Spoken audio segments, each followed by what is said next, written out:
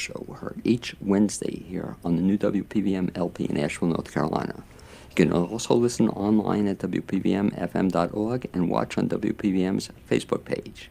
I'm your host, Blaine Greenfield, and each week we focus on the Asheville theater scene, as well as on positive news and information about people and organizations in the Asheville area.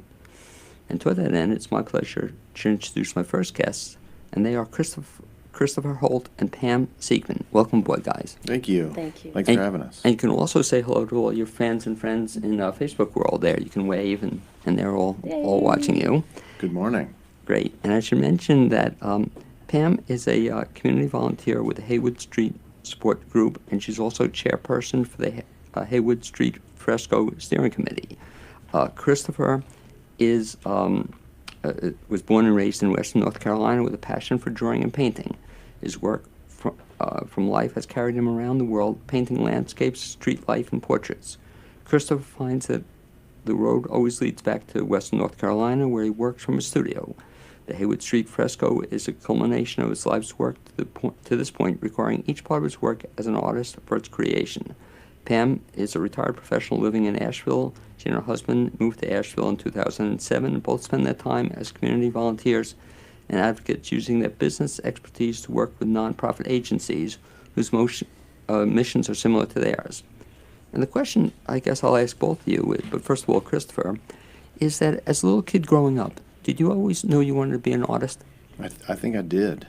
I spent numerous hours when I wasn't combing the mountainside where I grew up in Haywood County, drawing and painting. And I had a supportive family who kind of helped me find those avenues to work with artists and people that were in my community and kind of foster this desire I had to draw and paint on things. Do you remember the first drawing you ever did, or do you still have the first drawing? Thanks to my mother, I have an extensive collection of early childhood artwork. But I remember drawing on comic books and adding things into the stories, and on my walls in my room, and I just didn't stop. I mean, my notes through school were littered with drawings and symbols, and that's just kind of how I started operating in the world, I think. Did you want to be a comic book artist? No, I just wanted to improve them, I think. Because, it reminds me, we just moved and we put up a drawing that I had done, a self-portrait. I was like 7 years old. Okay. It was really cool that my mother kept it. Yeah, well, they're the that's why they should be ruling the world. And we should tell parents that keep the kids' stuff. You never know. That's right. You never know. Something. You never know. And Pam, your background is kind of an interesting one. That you're certainly a community activist, and you spend a lot of time doing work not only for Haywood Street, but you also have been involved with Our Voice, a lot of other groups, the WinCap Project. How did you get involved in that whole thing? Ken, when you were a little kid, were you into helping other people? Yeah, I grew up, again, thanks to my parents, grew up quite active in a community. We always did volunteer work. And then I'd say as a young adult, I had some of my very dear friends died of AIDS over the years. And that was really hard, but that really struck me. And so I knew that that would be my passion and my cause would be to help people. And so I started doing an awful lot of volunteer work with HIV/AIDS, and then that's expanded from there because you just see so much, so many of the same challenges that people face that struggle with health disparities, and then from that comes issues of poverty and such a great need in so many places. So I've always been a volunteer. And then when we got to retire and we moved here, it was like, okay, now this is the time to really make a difference. One of the cool things about you, Pam, is the fact that you kind of, I think, exemplify one of my favorite quotes. And it was a quote from a woman by the name of Shirley Chisholm. And she was the first woman actually to run for president. She was also the first African-American to run for president. And she said that service is the rent we pay for living on earth. I like that. But I thought, it's what you're all about, that. And one of the cool things, Christopher, I find about Asheville is that even when we moved here, it's not, we were told that the question to ask is not what Asheville we can get out of Asheville, but what we can give to Asheville or do for Asheville. And it seems a lot of people do that. It does, and somebody told me when I first moved here that you don't choose Asheville, Asheville chooses you. Okay. And yeah, and that has always struck with me. And so, yeah, so I feel you have to use your gifts to give to everybody has a unique gift. And so I'll ask you that question then. So how did you wind up in Asheville? My husband and I, we were kind of burned out on big cities. We were living in Washington, D.C., and then decided for kind of a chance to retire and to change our lifestyle a bit and to kind of really enjoy every day. And we loved Asheville, and so we came here full time. And same thing, Christopher, how did you wind up in Asheville? Well, I was born at Mission Hospital here. Oh, okay. So that was... You actually, this is an honor to actually meet somebody who's born and raised in this area. Right, yeah. But I grew up in Haywood County in Waynesville, and ended up living in Asheville after I had traveled through Central America and Mexico, and I was in Tulum after traveling for 3 months, and I knew then that I was going to be moving to Asheville when I got here. Had a group of artist friends who were already here, some musicians, and I've set up my kind of first studio space here after college, which I was in Chapel Hill for 5 years, and I've been here ever since. Were you not majored in college? I was. Okay. Yeah. And so let's then tie that into the fact that you've been in Asheville then, and somehow you and Pam, I guess, got together into this whole fresco project. And again, I've seen it, part of it, but I don't know the whole background of it. What started the fresco project, and what is it, by the way? Well, it started... Well, I'll first start with Pam and go backwards. So I met Pam through WinCap because Pam helped lead the artist donations for their big yearly event. Yeah, the gala. And she and her husband and grandkids came to my studio because I had donated for that year's gala. And so that's where Pam and I actually met. But going back to kind of how I got started here in Asheville, man, really just opened it up. My first studio was at the Woolworth Walk building when they opened up. Scott let me have a space in the downstairs because he was looking for artists to kind of get things going. And that was my start, moving from Chapel Hill and traveling to really setting my sights on being a professional artist. And so then what's the origin, maybe I'll ask Pam that, of this whole fresco project, and what is it? Sure. So then Christopher and I reconnected, basically, at Haywood Street. The Haywood Street congregation is the home of the fresco. And Haywood Street, just at a broad level, is home to the Downtown Welcome Table, which a lot of people, I'm sure, are familiar with locally. And that's where we feed between 500 and maybe 700 people on Wednesdays and Sundays, a meal. We also have a clothing closet. We have a respite for people, unhoused people that are in the hospital, and then they need a place to stay and recover after the hospital. So anyways, kind of a long story short, the Haywood Street Ministry wanted to create a way to share their story visually through art. And Christopher and the pastor, Brian Combs, kind of launched this idea creatively. Our friendship kind of began, we were introduced by Rob Blackburn, who's the Methodist minister here at Central, downtown Asheville, who I grew up with in Waynesville. His son and I graduated high school together, so we had a friendship. So that introduction to Brian kind of organically began this fresco conversation. As Haywood Street was getting started, I was working with Ben Long and doing fresco projects with him for a decade. And as I was doing those, Haywood Street was growing, and it just kind of like organically started, oh, what if we started thinking about a fresco here for Haywood Street? And as I was going in, I would visit on Wednesdays and sit in the back and draw people. And talk about a fresco, when you talk about a fresco project, for people who aren't artists. Sure. What is A it? fresco is a technique, a medium of painting into wet lime plaster.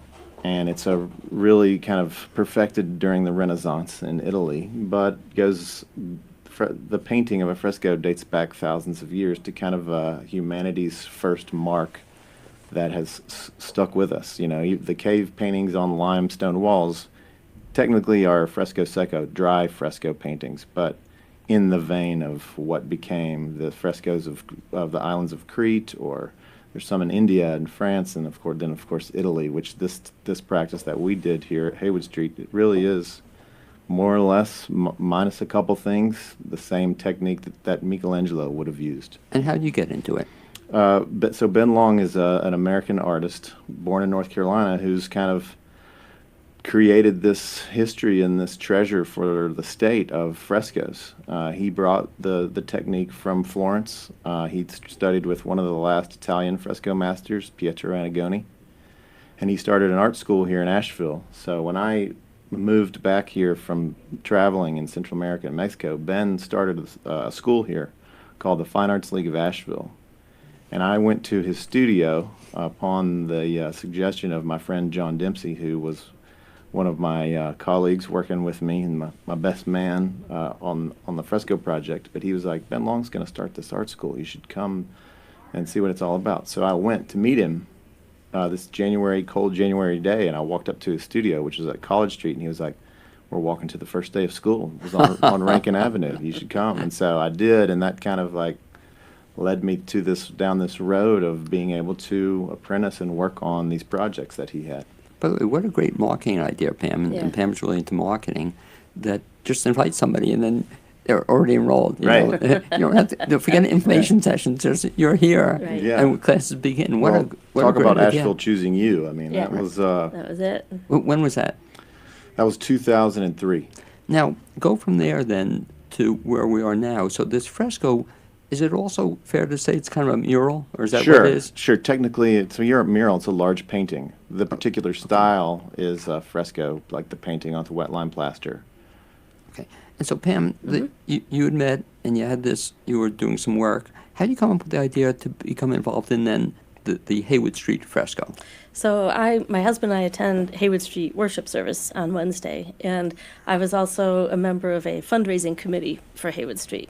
And I would hear about the fresco, and I would hear that, oh, there's a proposal coming for this fresco, and I mean, I love art, and that's one of the great things about Asheville. And so this is just this beautiful place where art and social justice come together, and it just really resonated with me and struck a chord, and I really knew that I wanted to be part of this project. And so as some of my other projects were coming to a close, I'm like, well, I could help with this. I know how to fundraise, and I'm an organizer. And so we put together a steering committee, and I just kind of reached out to several friends in town many of them are retired, that want to do and want to help. And we put together quite a team. A dream team. We really you might did. say. We really did. And that's, I think, also very impressive, too. That's not just a one-person effort. It's not- Oh, man. And I want to talk a little bit about that, too. But talking about the effort, so you put together the dream team, as you call it,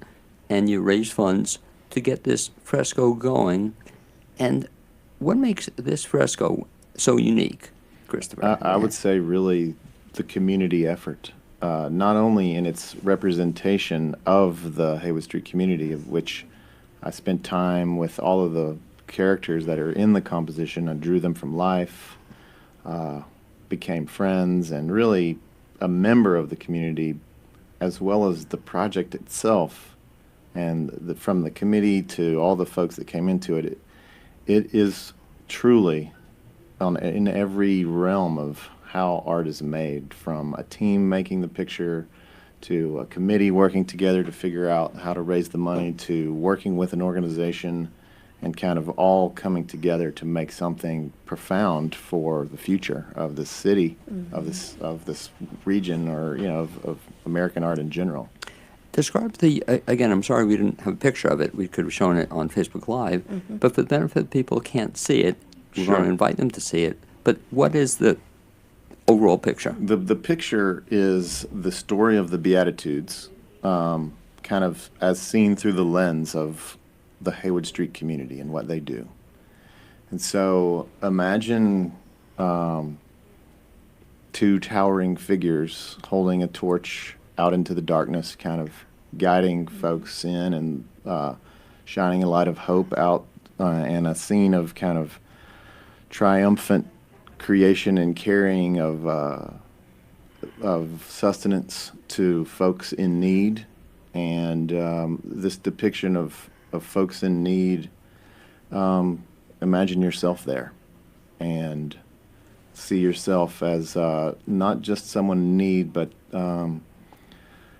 one of the things that was kind of revealed to me about this project is just how those of us who think that we are not in need, we also are, because I feel like that we're all suffering in some way, and reaching out to a friend or to somebody and just kind of like making that connection is a way forward.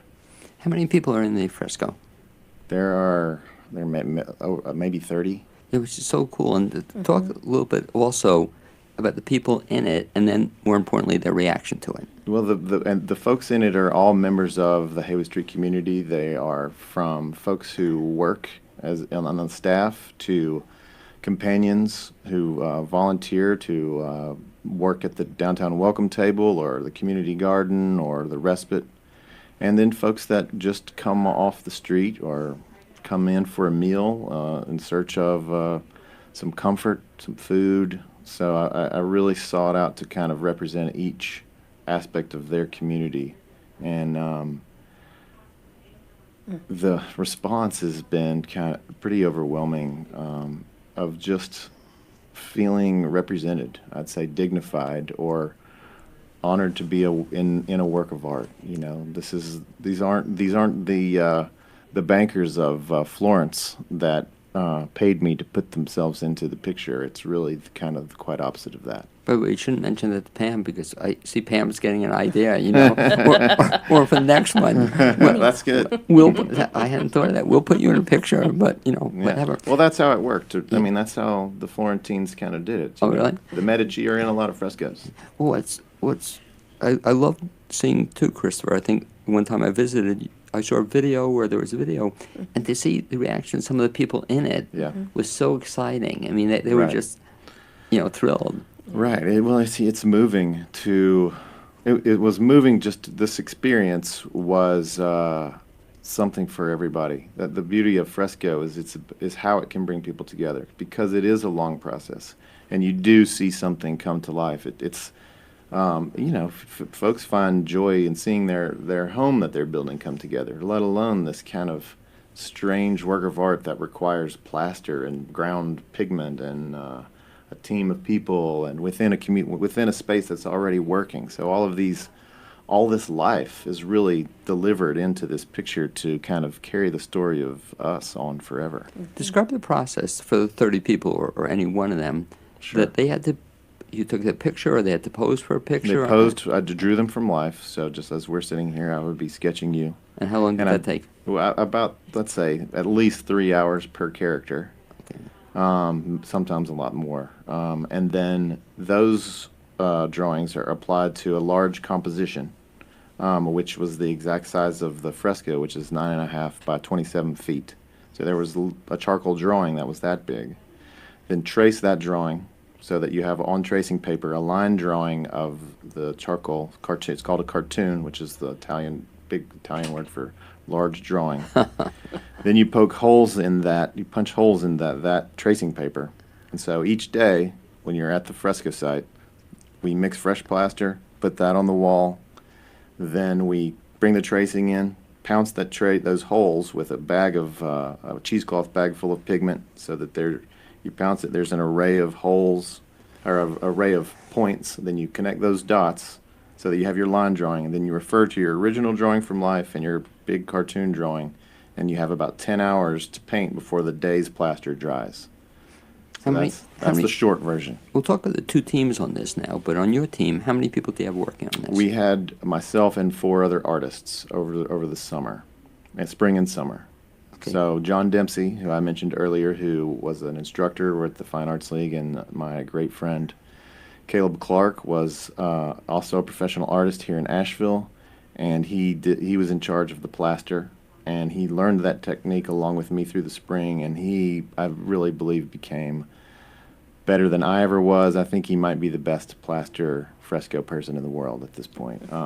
And then Jill Hooper from Charleston, a professional artist, and Anselm Long, also a professional artist here in Asheville. And from start to finish, how long did the project take? The painting took from the first week of July until September 26th. And I've been saying that I think the painting took 2 straight years of really meeting our team.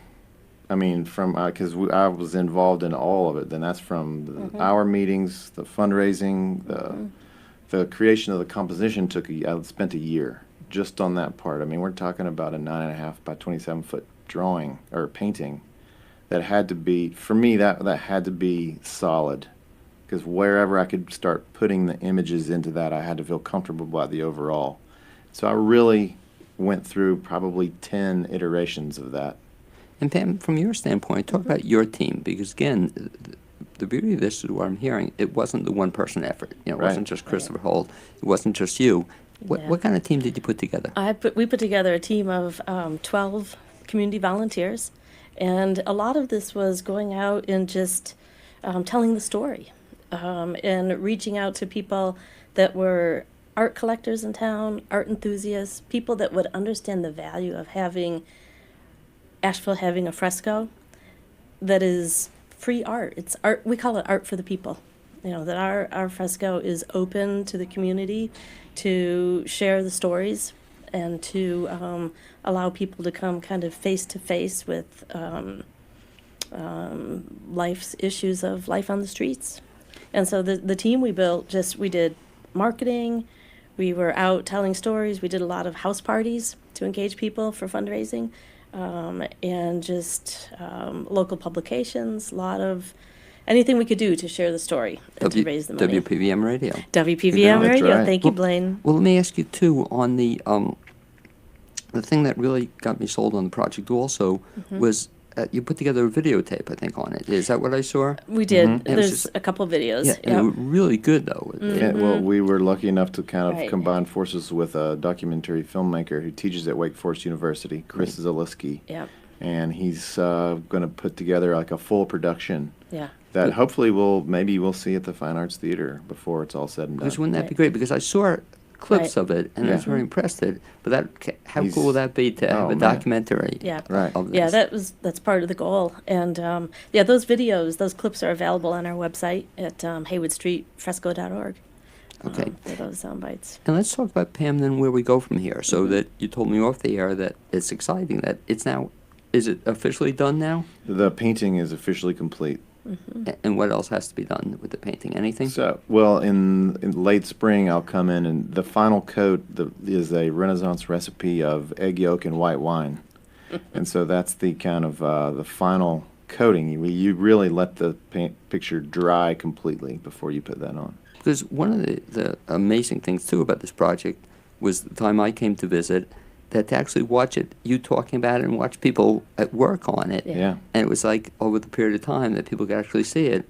But I love what you just said. So the final coating, and then there'll be some wine, and there'll be some French toast or something Yeah, with the yeah. egg yolk. Sounds like a party. Absolutely. No, but actually, let's talk about the party aspect of it, Yeah. because again, one of the fun things, I guess, too, is the celebration. So Yeah. we worked over the years, and Pam, I think you're working on some really cool things to get the word out to the public. Yeah, we're holding 2 events. One is a blessing of the fresco, and that's going to be on Wednesday, November 13th at 12:30.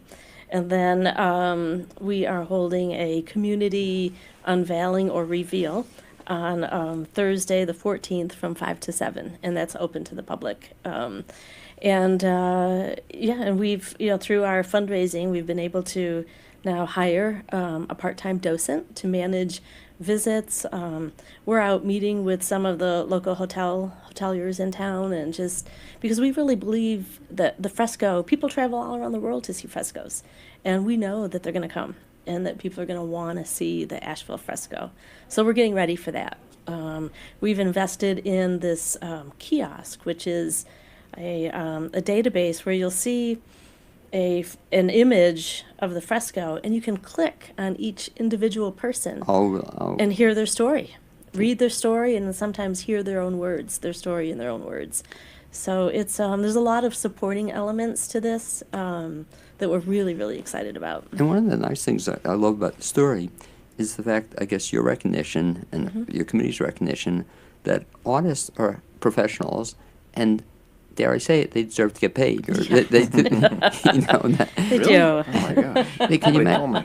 No, but I'm saying, Christopher, isn't that something that, you know, to have the vision for this project and recognize that people are putting time into it, but they should be compensated for their time. You know? Absolutely. And that if this committee hadn't been formed or hadn't done this fundraising over Yeah. a period of time, Yeah. that people, I mean, you donate time, which is cool, but also professionals should be paid. I Yeah, believe it. Absolutely. But can you imagine Absolutely. that, Christopher, that Right. somebody Well, recognizes that this is the beauty of having your team led by Pam Siekman, is that it wasn't just the fresco being painted, but it was thinking about Haywood Street and its aftermath, like how to receive guests and how are people going to know where to park, and raising money that now Haywood Street has this docent to coordinate these volunteers that will receive these individuals. And I mean, it's Yeah.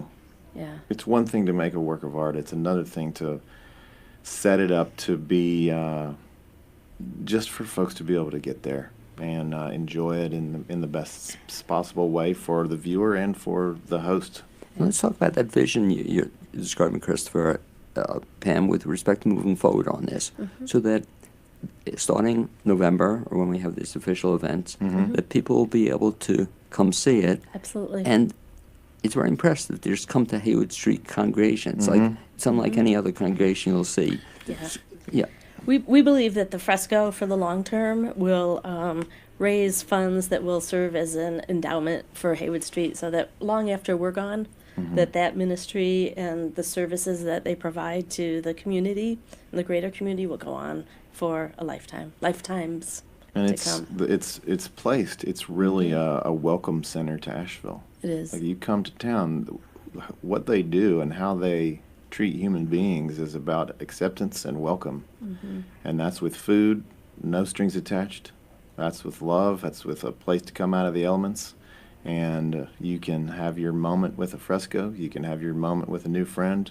You can have your moment with a meal served by Curate or Corner Kitchen or Mamacita's. I mean, there are 50 restaurants participating. And even as you describe it, I'm sort of getting a chill, but kind of a good chill. That Pam, I'll maybe ask you as one other question. What happens when people come visit, or if they want to see it? If they come on a Wednesday or Sunday, are they invited to participate? Absolutely. And Absolutely. what are they invited to participate in? They're invited to come and see the fresco and to have that personal experience that you have when you stand before such an incredible art form. They're invited to come and share a meal and to sit down with an unlikely neighbor, perhaps, and to have that whole experience of community. It's very much what Asheville's all about, right? Asheville's all about building community, and at Haywood Street, that really comes to life. That's quite impressive. You come in, and you just see it for the first time. You're kind of overwhelmed by it. Yeah. And then not only that, Pam, there's a lot of other stuff happening too. That people getting a haircut and Absolutely. what's Right. those other thing? Right. There's not enough hair. I was disappointed. I said, give me a break. But or maybe Christopher, next time I come, I'll have you. Painting some hair or something. It'll give me like a full head. We'll see what we can do. Great. Guys, if anybody wants to get more information, let's talk about getting information about two different things here. Christopher, if anybody wants to get more information about just your art or find out more about who you are, see some of the other stuff you do, that you'll finally have some time to do some other stuff. That's right. That's right. What's the best bet to find out about you? Well, the Haywood Street Fresco website has a lot about me, and then there's my Instagram is Christopher Holt Fine Art. You can reach me through there. You can email me at echristopherholt@gmail.com. Okay, and great stuff. So we want people to see your stuff. And Pam, back to what you had said, if people want to come out and find out more about those two upcoming events, best bet is what? HaywoodStreetFresco.org. And also you can find us on Facebook at Haywood Street Fresco and on Instagram. And please come. Okay, and I want to thank you both for being Thank my you, guests this Blaine. first half hour on the Blainesworld Show. And boy, you guys do great work. So thanks again. It's been a pleasure. Thank Look forward you, to seeing Blaine. you. Okay. Yay. And as they work their way out, let me mention that support for this show, and you can get out, out, is underwritten by the Grail Movie House, Asheville's alternative cinema. The Grail Movie House is an independent, locally owned 3-screen cinema located in downtown Asheville. For current features, visit the Grail website at grailmoviehouse.com or the Grail's social media pages. I'd also like to mention 2 upcoming things that are happening in the Asheville area that we invite people to come to. The first is the horror show, Tales from the Red Room, and that's an anthology of one-act terror shows going to be this October 24th to 26th, and that's going to be at the Magnetic Theater. It's going to be a lot of fun, and that's information is at the magnetictheater.com, theater spelled the right way with an R-E. In addition, there's a play, Wait Until Dark, being performed at Brevard Little Theater, October 25th to November 3rd. That's going to be, if you want more information, you get it at brevardlittletheater.org. That should also be quite a production. It's now my pleasure to introduce kind of I guess a longtime friend, or somebody I've known for a while, but haven't seen for a while, is Sam Yule. And am I pronouncing it correctly? Yes. Okay, Sam Yule. As you mentioned that, Sam, give me the background of that other name you call you, a.k.a. as the... The cheerful word? No, or but you my also, name? the life story of, I got the, a.k.a. the life story of doula job. What was that? Oh, yes, I've been called the book doula. Oh, the book doula. I love it. Okay. And Sam's also the owner of Life Story Studio. And Sam, you can wave hello to all your friends and fans on Facebook that are watching you. And Sam is the owner of The Cheerful World, where for 11 years she's helped write and publish extraordinary memoirs by everyday people. Sam and her husband Fred Nace launched a sister company, Vintage Photo Scan, to digitize the photos, slides, home movies, and other memorabilia that commemorates our lives. She and Fred have just incorporated Life Story Studios and live by the motto, I love this one, everyone's life is a story worth telling. Mm-hmm. Great concept. Let me ask you, Sam, I don't think I've ever asked you this question, but same thing I ask my guests typically, that when you were a little girl growing up, and where did you grow up? Syracuse, New York. Syracuse. Mm-hmm. When you were a little girl growing up in Syracuse, did you always know you wanted to tell people stories? I didn't know I wanted to tell them, but I was obsessed with listening to them. My daycare situation was my mother's nursing home when the next door neighbor lady was not available. And so I would toddle around from room to room and listen to stories. And as I became a home health aide later, I discovered that writing these little bits and pieces down for their family members of hospice patients was really rewarding. The families never heard a lot of the stories that these people told me. And I thought, wow, there's really something to this. I have to do something to... A little closer to the mic. A little closer, sorry. Yeah, that'd be great. Thought it was too So, close. a little something to tell their stories? To tell their stories. Mm-hmm. Well, I think I mentioned to you, the very first time I met you, one of the sad things I found was that I never got to hear all my dad's stories. Or, you know, they were never, he had great stories, and he wrote 1 or 2 of them down, but I wish he'd written more. You know, do other people tell you that? Often, yes. People often wait until it's too late to share their stories, ask questions that you think you have all the time in the world to ask. And so, talk a little bit about that process, because that's what you help people do. You help people tell their stories. Mm-hmm. And we'll talk about the other business you're starting, but the storytelling part is that people can actually write their own memoirs? Is Yes. that possible? Yep, they can do it one of several ways, especially with me. They can attend a workshop for people who just want to test the waters and get in there and have a group dynamic where they can talk to people and share a little bit of their story one week and then a little bit more the next week. And by week 3, everyone in the room is best friends. And they have found that they have more in common than is dissimilar between their life stories. And even when there are things that happen, they can relate to each other or support one another, encourage one another to continue telling those stories, because it's often of something you're overcoming. I also help people, I ghostwrite on their behalf, because some people are better storytellers than story writers. And so I help them through that process by interviewing them and then writing it in their voice, just the way they want to be remembered. Do some people tell you that they don't have a story to tell, or there's nothing in their life, that would be a story?